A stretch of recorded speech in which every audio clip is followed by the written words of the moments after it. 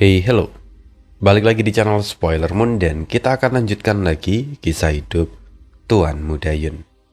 Di part sebelumnya, Yun Xiao setelah melawan para kroco, kemudian bertarung melawan Jiu Tian, penguasa pulau ketiga.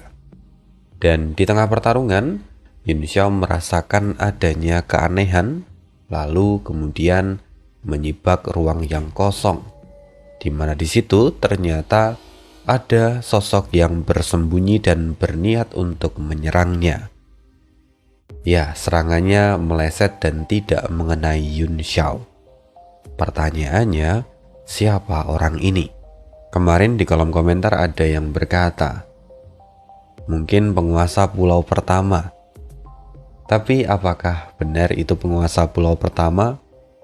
Sosok yang sangat arogan, rasa-rasanya tidak mungkin untuk menyerang diam-diam.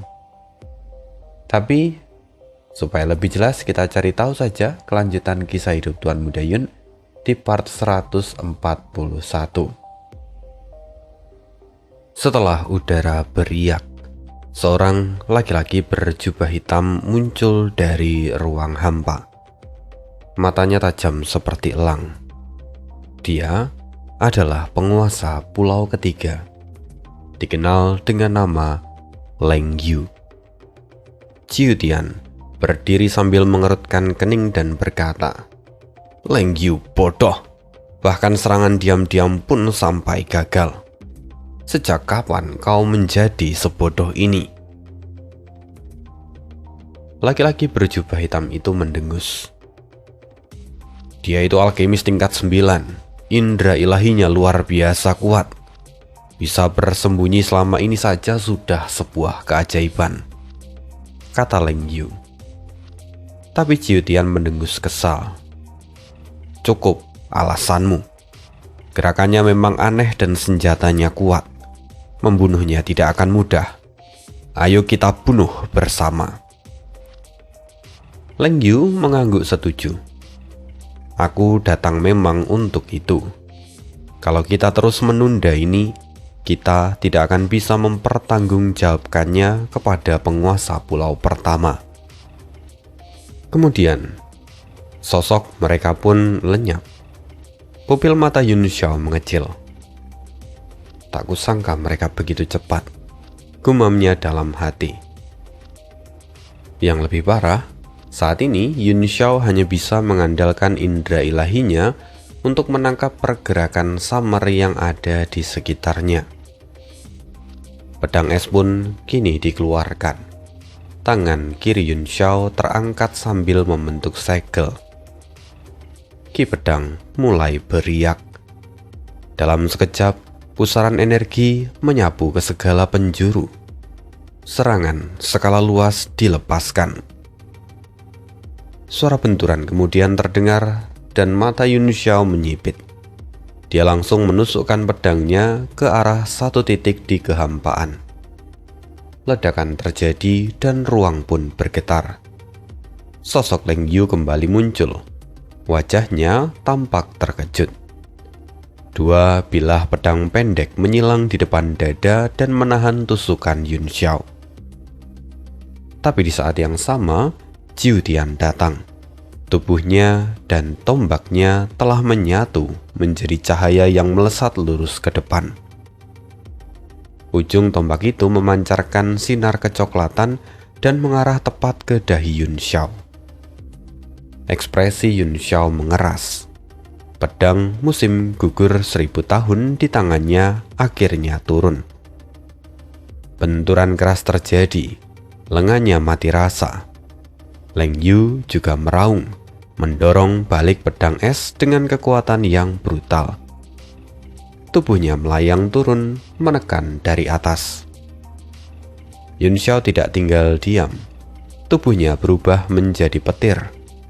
Kilatan petir menembus tekanan, memecah kunci serangan, lalu berteleportasi keluar. Serangan Leng Yu hanya menghantam udara. Wajah laki-laki berjubah hitam itu menjadi gelap. Sialan, kekuatan mental dan teknik petirnya ternyata mampu menembus penindasan Ki Kaisar. Ini jelas tidak sederhana. Ciu Tian pun mendengus.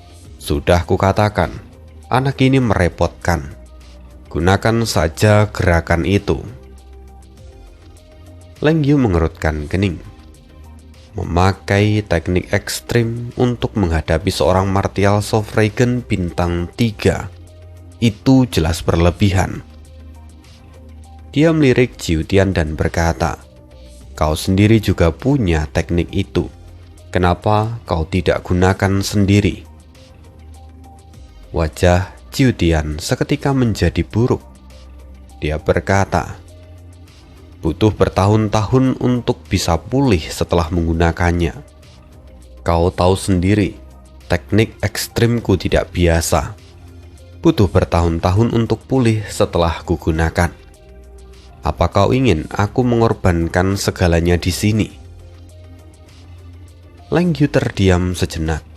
Dia lalu berkata dengan dingin, "Baiklah, kita coba lagi bersama. Kalau masih gagal, baru aku akan menggunakan kartu trufku.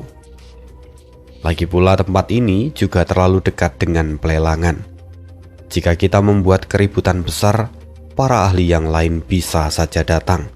Dan jika pulau ini hancur setengahnya, kita semua tidak akan bisa bertanggung jawab." Ciu Tian pun mengangguk. "Baiklah, kalau begitu, aku akan bergerak dari kiri sementara kau dari kanan," katanya.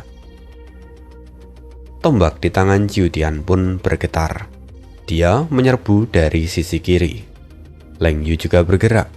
Dua bilah pedang pendeknya membelah udara dari sisi kanan. Di kejauhan, Liao Yangping dan Jing Yongye hanya bisa terpaku. Dua orang, martial Sovragen bintang 8, kini bekerja sama hanya untuk mengalahkan Yun Xiao. Tapi, meski begitu, Yun Xiao bahkan belum terlihat tertekan. Kini tampak Yun Xiao mendengus.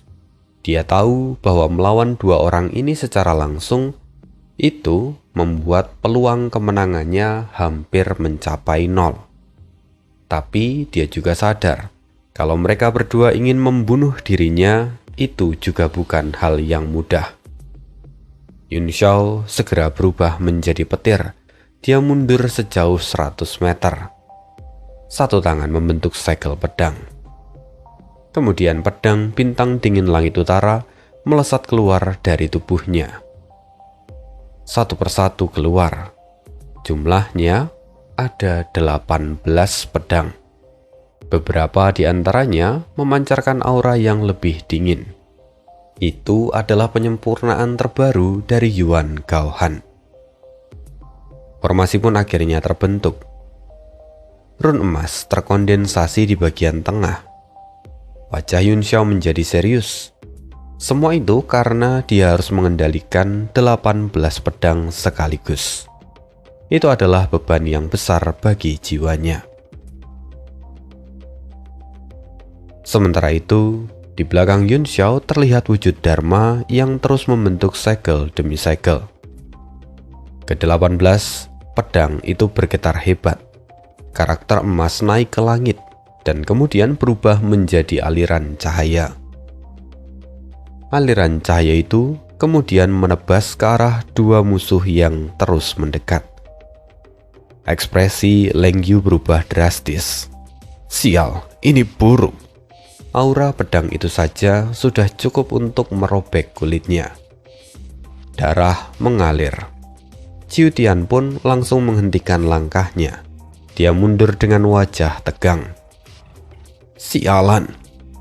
Bocah, kau benar-benar memaksaku. Leng Yu meraung.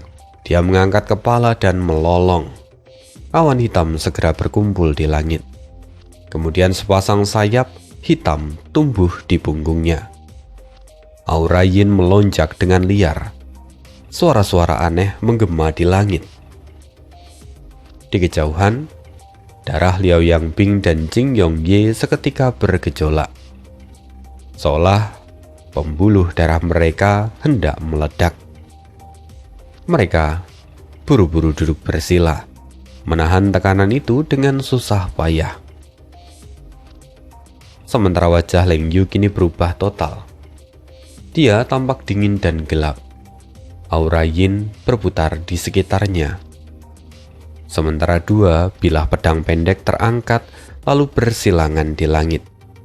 Sebuah salib raksasa terbentuk, seolah membelah dunia menjadi 4 bagian. Jiu Tian bahkan terdorong mundur oleh karena aura itu. Leng Yu meraung. Belah langit dan bumi. Salib raksasa itu bersinar terang. Awan hitam tersibak. Serangan itu lalu turun, menghantam jimat pedang milik Yun Xiao. Seluruh formasi bergetar hebat. Pedang-pedang di sekitar Yun Xiao mulai bergetar liar. Salah satu pedang bahkan sampai terlempar keluar dari formasi. Tidak berhenti di situ, pedang-pedang lain pun menyusul. Hingga akhirnya formasi runtuh. 18 pedang terpental dari formasi. Cahaya emas pun tersebar dan kemudian lenyap. Tanpa halangan, serangan salib raksasa Leng Yu jatuh ke arah Yun Xiao. Gunung di bawahnya terbelah, langit dan bumi pun bergetar. Di kejauhan, Liao Yangping dan Jing Yongye nyaris tak mampu bertahan. Darah naik ke tenggorokan mereka. Tekanan yang mereka rasakan terlalu mengerikan. Sementara itu, pupil mata Yun Xiao mengecil. Di bawah tekanan yang begitu menghancurkan, dia langsung mengedarkan tubuh emas miliknya hingga batas maksimum, memaksa tekanan itu terpental. Tangannya bergerak dengan cepat membentuk segel. Seketika bayangan hitam raksasa muncul di belakang punggungnya. Wujud Dharma, pada salah satu lengannya muncul bayangan senjata yang samar, seolah-olah dia sedang menggenggam sebuah botol. Yun Xiao pun terkejut. Ini adalah pertama kalinya dia melihat wujud Dharma memegang botol. Yun Xiao mulai berpikir, mungkinkah seiring dengan kekuatannya meningkat, patung itu juga akan ikut berevolusi. Tapi untuk saat ini, tidak ada waktu untuk memikirkannya. Wujud ekstrim dari Leng Yu sudah turun dari langit. 5 lengan wujud Dharma membentuk segel berbeda secara bersamaan. Sementara lengan yang menggenggam bayangan botol menghantam lurus ke bawah. Ledakan pun terjadi dan Ki Iblis memenuhi langit. Ki Iblis menahan serangan dari Leng Yu. Keempat lengan wujud Dharma juga membentuk segel yang aneh.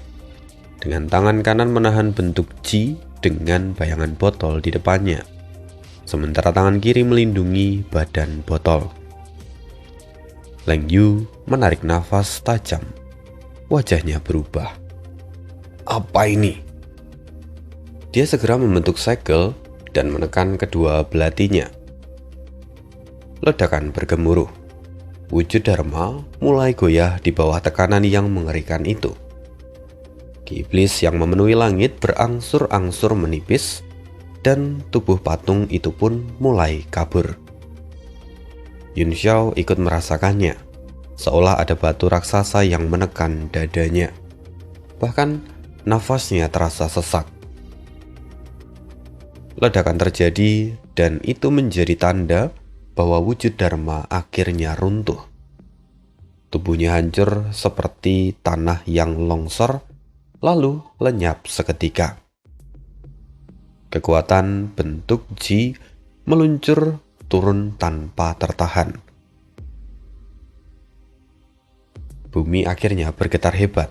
Pegunungan di sekitar langsung terkoyak dan runtuh. Yun Xiao memuntahkan seteguk darah saat patung itu kemudian hancur. Namun, tekanan di dadanya langsung berkurang drastis. Tanpa ragu, dia kembali membentuk segel. Cahaya iblis berkilau di antara alisnya. Armor iblis langit melesat keluar. Pada saat yang sama, cahaya emas menyelimuti tubuh Yun Xiao, sementara kilatan ungu muncul di dahinya. Itu adalah kekuatan dari gerbang pertama terbuka. Kekuatan mengalir deras ke seluruh tubuhnya. Yun Xiao mengangkat kedua tangan, membentuk segel, lalu menghantamkannya ke arah bentuk Ji. Ledakan terjadi, bentuk Ji kembali tertahan. Sementara itu wajah Yun Xiao menegang. Tekanan di telapak tangannya jauh melampaui yang ia perkirakan. Otot-ototnya menggembung, tubuhnya membesar karena menahan beban itu. Di kejauhan Liao Yangbing dan Jing Yongye tercengang. Di bawah tekanan seperti itu, jangankan melawan, tersentuh sedikit saja, itu sudah cukup untuk menghancurkan tubuh dan jiwa mereka. Sementara itu Leng Yu pun terkejut. Dia terus membentuk segel, mengaktifkan kekuatan bentuk ekstrimnya tanpa henti.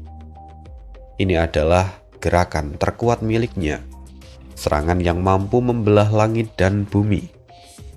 Namun, setelah menghancurkan bayangan pedang surgawi dan wujud dharma, kekuatannya sudah merosot drastis, bahkan sampai setengah dari kondisi awalnya. Hati Jiu Tian pun bergetar hebat. Anak ini telah membuka 1 dari 8 gerbang tubuh fisik. Bajingan. Bahkan jika kau membuka 1 gerbang, kau tetap tak akan mampu menahan bentuk Jiku, teriak Leng Yu sambil menggertakkan gigi. Dia kini hampir kehilangan kendali. Dengan raungan keras dia menuangkan seluruh sisa kekuatannya ke dalam serangan itu. Tanpa ragu sedikit pun, dia menghantamkan kekuatan itu langsung ke tubuh Yun Xiao. Dia berniat untuk membunuhnya seketika. Telapak tangan Yun Xiao kini bergetar hebat. Daya tahannya telah mencapai batas. Bajingan, kau hanya bintang 8. Apa kau pikir kau bisa membunuhku? Yun Xiao meraung. Tapi pada akhirnya, dia pun terpukul mundur. Ledakan menggelegar, seluruh jajaran pegunungan runtuh, hancur menjadi serpihan tak terhitung sebelum lenyap dalam ledakan energi. Leng Yu tertawa keras. Apa yang bisa kau banggakan? Pada akhirnya kau tetap mati hari ini. Martial Sovereign bintang 3 tetaplah semut di hadapanku. Tubuh Yun Xiao dihantam bentuk ekstrim itu. Pertahanan dari armor iblis langit hancur. Tubuh emas memang menyerap sebagian kekuatan dari serangan itu, tetapi tetap retak di bawah tekanan yang mengerikan. Tapi tiba-tiba, cahaya putih memancar dari tubuh Yun Xiao. Di atas kepalanya terbentuk bulan terang. 24 jembatan muncul kembali. Mata Yun Xiao pun kembali terlihat jernih. Teknik rahasia yang diajarkan oleh laki-laki misterius terlintas jelas di benaknya. Sebelumnya, dia telah mencoba memahami teknik ini dalam kultivasi tertutup.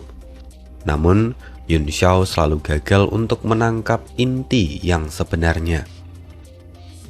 Fenomena 24 jembatan pun bermandikan cahaya bulan tak pernah lagi muncul di benaknya. Yun Xiao bahkan hampir menyerah. Tapi saat ini, sebuah kilatan pencerahan muncul. Kekuatan tubuh ilahinya mulai mengalir. Teknik rahasia itu seakan menemukan jawabannya sendiri. Tanpa ragu, Yun Xiao melangkah ke jembatan itu. Mata surgawi Yun Xiao kemudian terbuka. Cahaya merah menyembur keluar. Sebuah pusaran kekuatan raksasa terbentuk di dahinya.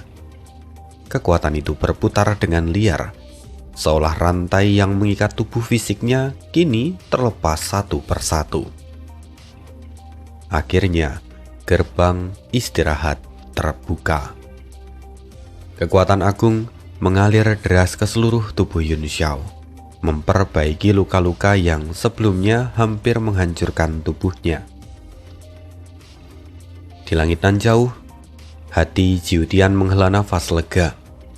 Dia belum sadar akan kondisi Yun Xiao saat ini. Jiu Tian segera terbang ke sisi Leng Yu. Wajahnya masih menyisakan ketakutan. Aku tak menyangka anak itu akan sekuat ini. Ia memaksamu menggunakan bentuk ekstrim dan bahkan kamu pun hampir gagal menekannya. Wajah Leng Yu pucat pasi, bahkan tampak lebih putih dari kertas. Dia mendengus. Itulah arti mengalahkan 10 lawan dengan satu gerakan. Aku 5 tingkat di atasnya, menghancurkannya semudah membunuh semut. Benarkah? Sebuah suara dingin terdengar dari reruntuhan pegunungan. Semua orang tertegun. Jantung Leng Yu berdegup liar, tubuhnya membeku di udara. Di kejauhan, Liao Yangbing dan Jing Yongye terbelalak. Kegembiraan bercampur rasa tidak percaya memenuhi wajah mereka.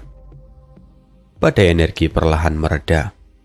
Di tengah debu yang berhamburan, sebuah sosok berdiri tegak.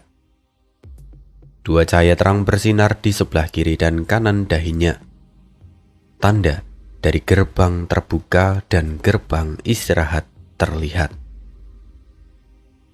Kilau itu menusuk mata, bahkan di tengah runtuhan pun. Tidak mungkin, gumam seseorang. Kemudian sosok di bawah runtuhan itu melayang naik perlahan. Wujudnya terlihat semakin jelas. Dan akhirnya, dia terlihat sepenuhnya. Ya, dia adalah Yun Xiao. Wajahnya tampak tenang, matanya seterang bintang. Kulitnya halus seperti giok tanpa satupun luka. Tidak mungkin. Leng Yu hampir kehilangan akal sehatnya. Wajahnya terdistorsi dan dipenuhi amarah serta ketakutan. Hati Jiu Tian juga diliputi kengerian. Dia tidak berani tinggal lebih lama lagi. Ayo pergi. Tanpa ragu dia meraih Leng Yu dan hendak melarikan diri. Tubuh Leng Yu sudah seperti lampu yang kehabisan minyak. Bum! Yun Xiao menghentakkan kakinya. Tubuhnya melesat seperti anak panah. Meskipun energi asalnya hampir habis, tubuh fisiknya yang telah diperkuat 2 gerbang memberinya kekuatan yang mengerikan. Kecepatannya bahkan tak kalah dari Jiu Tian. Sialan! Jiu Tian menarik Leng Yu sambil melarikan diri. Keringat dingin mengalir di dahinya. Sebenarnya, dia tidak perlu kabur. Sebagai seorang bintang 8, dia harusnya mampu memberi perlawanan. Namun, pemandangan Yun Xiao yang tetap utuh setelah menerima serangan bentuk ekstrim Leng Yu kini telah menghancurkan keberanian dari Jiu Tian. Dia bahkan tak berani mengambil resiko sedikit pun. Di tengah pelarian itu sebuah suara terdengar. Jangan panik. Seketika cahaya berkumpul di udara dan perlahan turun di hadapan mereka. Sebuah sosok muncul dan itu adalah penguasa pulau pertama Guang Yuan. Hormat, penguasa pulau pertama, seru Jiu Tian dengan gembira. Guang Yuan pun mengangkat tangan dan memberi isyarat diam. Aku sudah melihat penampilanmu tadi. Kau sangat mengecewakan. Wajah Jiu Tian pun memerah. Dia menunduk dalam-dalam. Tuan, anak itu bukanlah manusia. Ekspresi Guang Yuan tetap datar. Dia hanya mengandalkan kekuatan fisiknya. Dengan kekuatanmu, seharusnya membunuhnya adalah hal yang mudah. Harga diri Jiu Tian pun terpukul keras. Sebagai anggota dari klan berkepala 9 yang menyandang tingkatan kelas S, Ia tidak pernah dipermalukan seperti ini. Tuan penguasa pulau pertama, tolong izinkan saya membunuhnya kali ini. Ciu Tian maju dan meninggalkan Leng Yu. Dia bersiap untuk melawan Yun Xiao. Tapi Guang Yuan dengan datar berkata, "Mundurlah." Wajah Ciu Tian seketika berubah. "Tuan, tapi saya..." "Mundur." Dengan nada suara yang datar namun tajam, tubuh Ciu Tian bergetar dan dia tak berani membantah lagi. Dengan segera dia mundur dengan patuh. Sementara itu, dengan beberapa langkah, Yun Xiao tiba sekitar 100 meter di depan Guang Yuan. Dia berhenti, tatapannya terasa dingin dan tajam. Guang Yuan sendiri menatapnya sejenak lalu tersenyum tipis. "Anak muda, aku tertarik padamu." Yun Xiao mendengus. "Penguasa pulau pertama, aku juga tertarik padamu." Guang Yuan tertawa kecil. "Sungguh menarik. Bagaimana jika kau tunduk padaku? Posisi penguasa pulau ke-6 di Pulau Xian Kong akan menjadi milikmu." Ciu Tian pun terkejut. Wajahnya seketika menjadi gelap dan matanya penuh kebencian saat menatap Yun Xiao. Sementara Yun Xiao dengan senyum mengejek, dia berkata, "Bagaimana jika begini? Tunduklah padaku dan posisi pembantu nomor 1 di bawahku akan kuberikan kepadamu." Mendengarnya, senyum Guang Yuan membeku. Udara di sekitar pun seketika menjadi dingin. "Lelucon itu tidak lucu," kata Guang Yuan. Tapi wajah Yun Xiao pun kini menjadi dingin. "Aku tidak sedang melucu." Seketika aura Guang Yuan berubah drastis. "Anak muda, kau benar-benar mencari kematian." Yun Xiao pun mencibir. "Kau hanyalah proyeksi. Dan sekarang kau mengatakan kau ingin membunuhku. Kalau tubuh aslimu yang ada di sini, mungkin aku akan waspada. Tapi, hanya dengan proyeksi, apa yang perlu kutakutkan?" Guang Yuan pun tertawa. "Anak muda, kau benar-benar bodoh. Kau baru membuka 2 dari 8 gerbang, dan sekarang kau sudah berani bertingkah di hadapanku. Kau benar-benar tidak tahu batasanmu sendiri."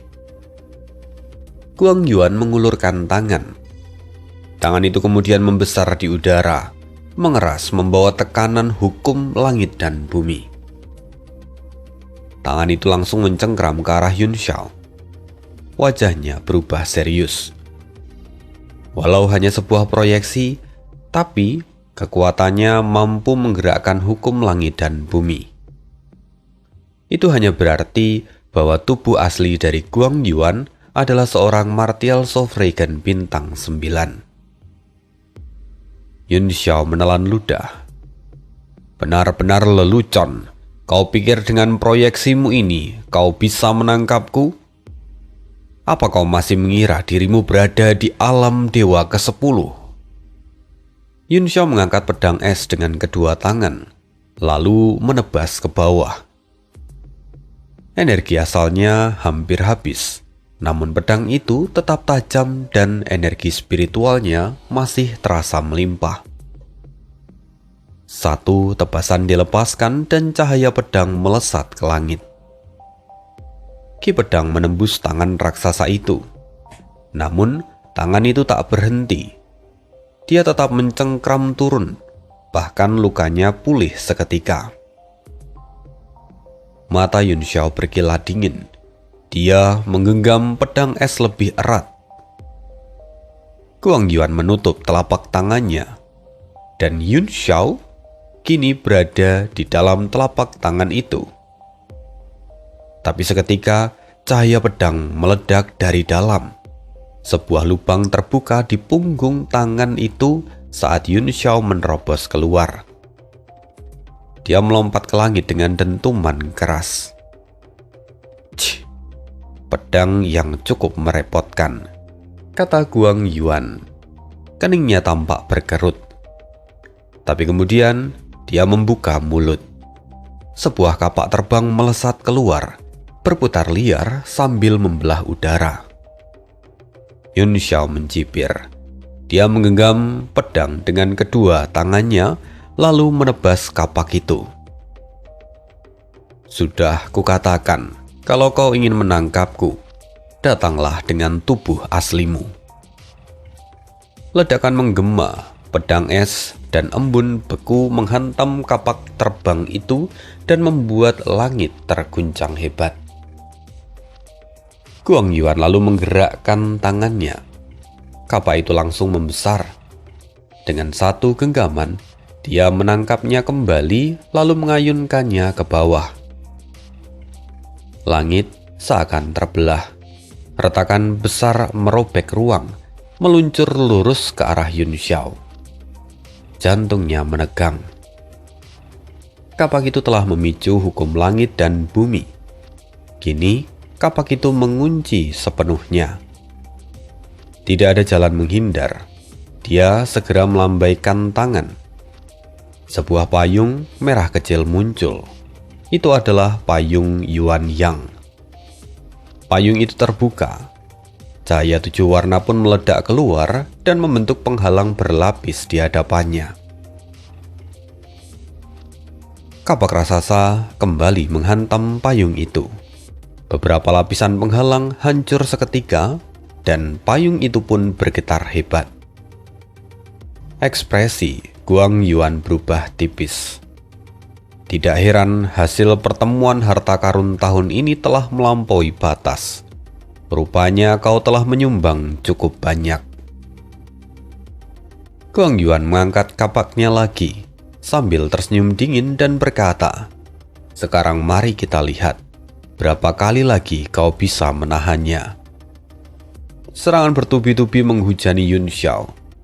Langit pun retak, lapisan pertahanan payung Yuan Yang hancur satu persatu.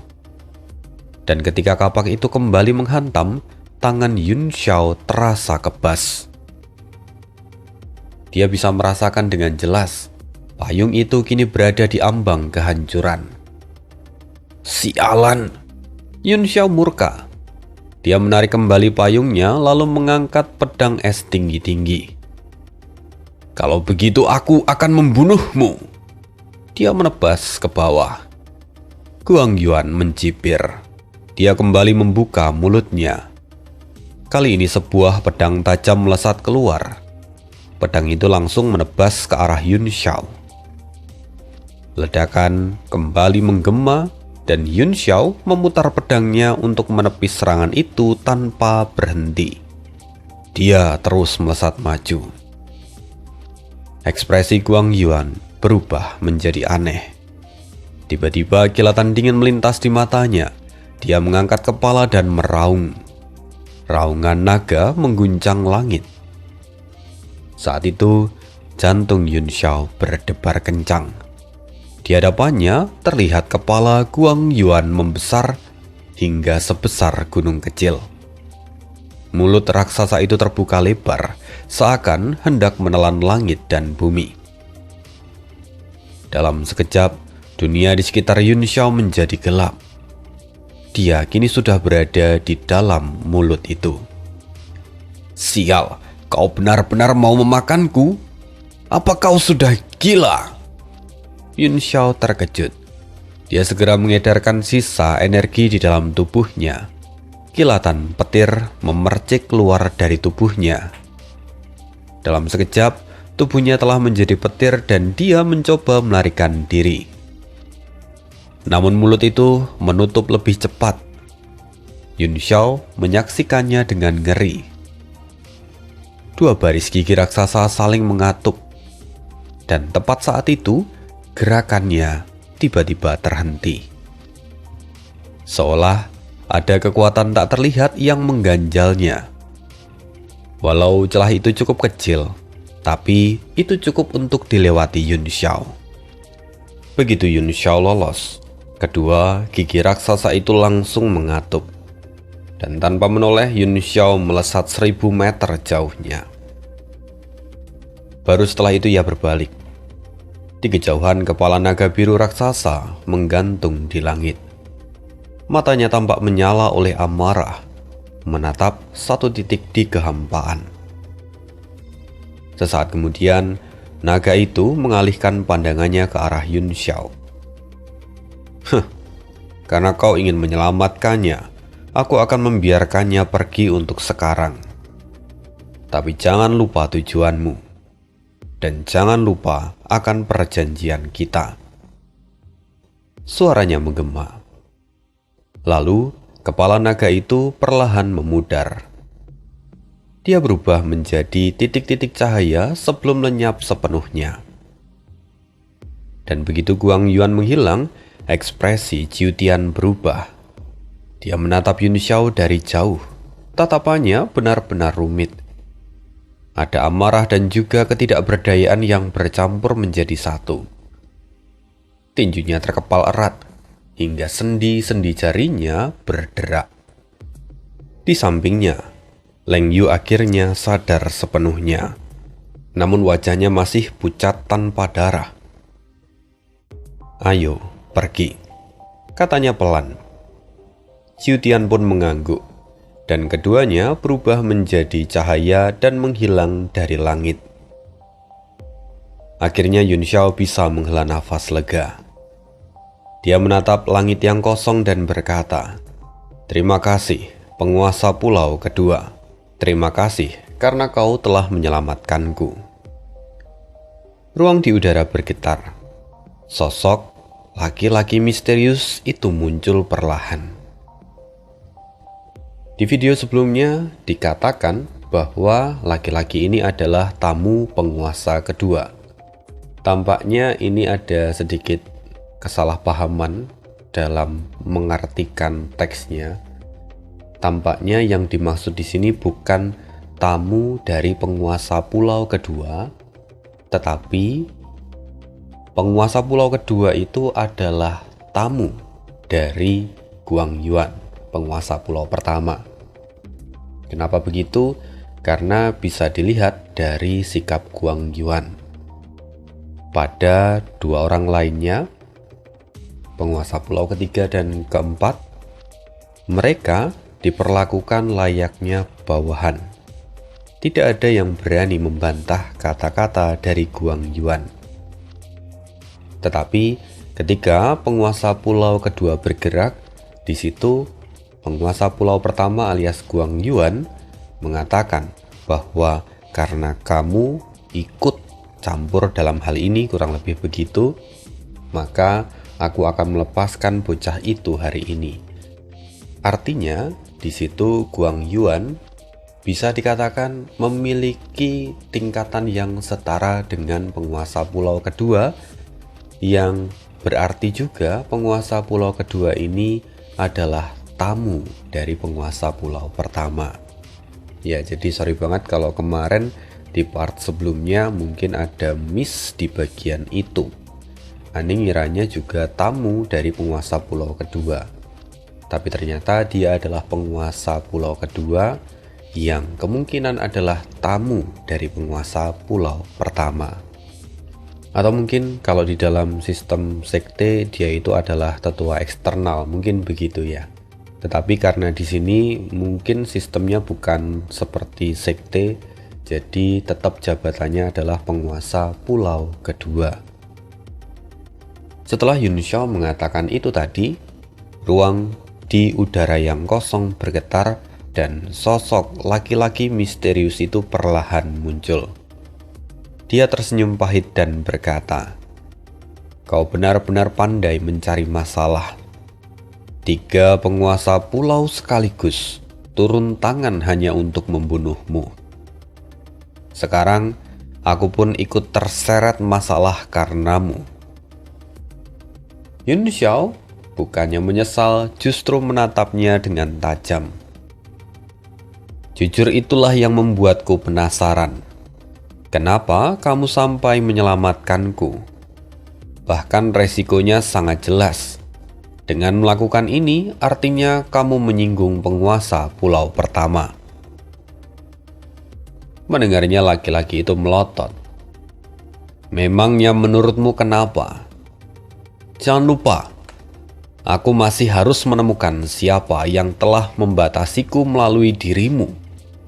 Bagaimana mungkin aku akan membiarkanmu mati begitu saja? Mendengarnya, Yun Xiao perlahan mengangguk. Masuk akal juga. Namun dalam hatinya, Yun Xiao tak sepenuhnya percaya pada laki-laki ini. Dengan kemampuannya, seharusnya ada banyak cara lain untuk melakukan penyelidikan. Dan seharusnya dia pun tak perlu repot-repot mengambil resiko sebesar ini. Penguasa pulau kedua kemudian berkata, "Kau harus lebih berhati-hati. Hari ini hanya proyeksi dari penguasa pulau pertama yang datang. Kalau tubuh aslinya ada di sini, bahkan aku pun tidak akan bisa menyelamatkanmu."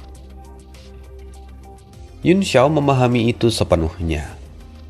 Dalam dunia bela diri, perbedaan tingkat rendah mungkin hanya seperti jarak antar bintang. Namun di tingkat tinggi, satu tingkatan kecil saja bisa menjadi jurang antara dua dunia. Contohnya Leng Yu dan Jiu Tian yang sama-sama kaisar bela diri bintang 8 tahap awal.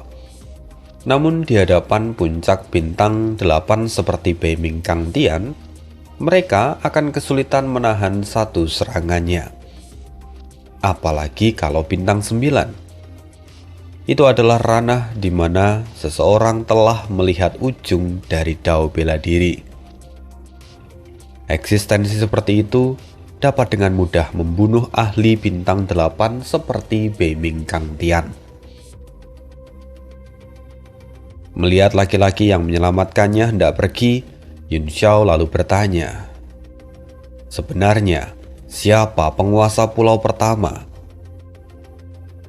Laki-laki itu berhenti sejenak dan dia menoleh sambil tersenyum samar. "Bukankah kau sudah punya tebakan?"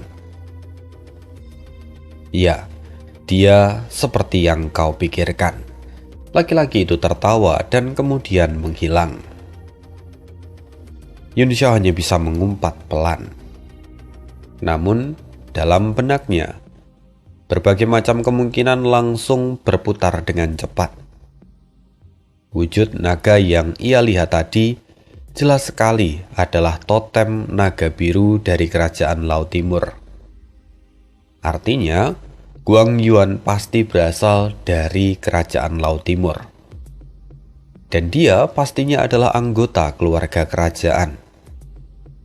Tapi, siapa anggota keluarga kerajaan yang diam-diam membangun kekuatan di luar wilayahnya sendiri? Ini jelas mencurigakan. Tapi Yun Xiao tidak punya clue lebih lanjut. Dia hanya bisa menggelengkan kepala. Lagi pula, masalah terbesar yang ia hadapi bukanlah identitas dari penguasa pulau pertama, melainkan kekuatan yang dia punya. Bahkan jika seluruh kekuatan di pulau ini bersatu, mungkin semua itu tetap tidak akan cukup untuk melawannya. Tapi ada satu hal yang aneh. Setiap kali Guang Yuan muncul, dia selalu dalam bentuk proyeksi. Lantas, di mana tubuh aslinya? Saat Yun Xiao tengah berpikir, tak lama kemudian Liao Yangbing dan Jing Yongye datang mendekat. Keduanya masih waspada sambil menatap segala arah. Melihat mereka, Yun Xiao berkata, "Mereka sudah pergi." Mendengar itu, akhirnya keduanya bisa menghela nafas lega. Liao Yangbing lalu berkata dengan serius, "Tuan Muda Yun, apa langkah kita selanjutnya? Kamu sudah menyinggung 3 penguasa pulau. Apakah kita masih akan menghadiri pelelangan terakhir dari pertemuan harta karun ini? Yun Xiao tersenyum tipis dan berkata, "Tentu saja aku akan datang." Kekuatan penguasa pulau pertama memang telah jauh melampaui perkiraanku. Dan kita mungkin sekarang sedang dalam masalah besar. Tapi satu-satunya harapan kita saat ini adalah putri Kaisar Laut. Selama kita ada di sisinya, maka kita relatif akan aman. Mendengarnya, keduanya pun mengangguk. Mereka tahu bahwa peri air membutuhkan Yun Xiao, dan itu adalah perlindungan terbaik mereka. Setelah itu, ketiganya tidak terburu-buru kembali. Mereka memilih mencari tempat aman untuk beristirahat sejenak. Dan setelah 4 jam berlalu, waktu untuk pelelangan terakhir akan segera dimulai. Mereka bertiga kembali ke arena pertemuan harta karun. Tapi saat ini, di sana tempat itu tampak jauh lebih kosong. Jumlah peserta bahkan tidak sampai setengah dari kondisi sebelumnya. Banyak ahli yang telah tewas dalam pertempuran. Selain itu, sebagian yang lain pun yang telah berhasil mendapatkan harta memilih untuk bersembunyi. Mereka menunggu situasi mereda sebelum nantinya pergi. Ketika melihat Yun Xiao datang, Xiangxi berkata, "Tak kusangka kau masih hidup." Yun Xiao tersenyum santai. Dia lalu menunjuk ke jauhan dan berkata, "Lihat orang itu. Sepertinya dialah yang tidak baik-baik saja."